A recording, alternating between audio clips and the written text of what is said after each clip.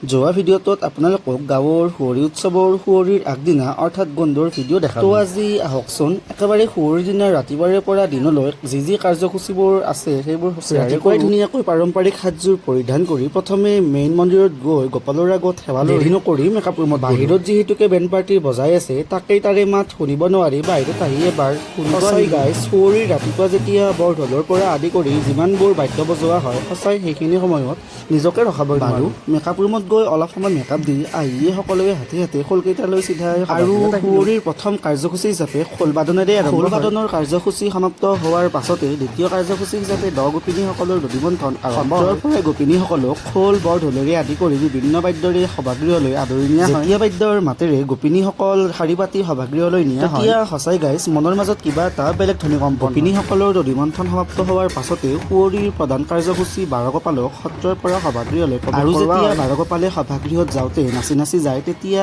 গাঁৱৰ সকলো মানুহে সঁচাই খুব আনন্দ কৰে।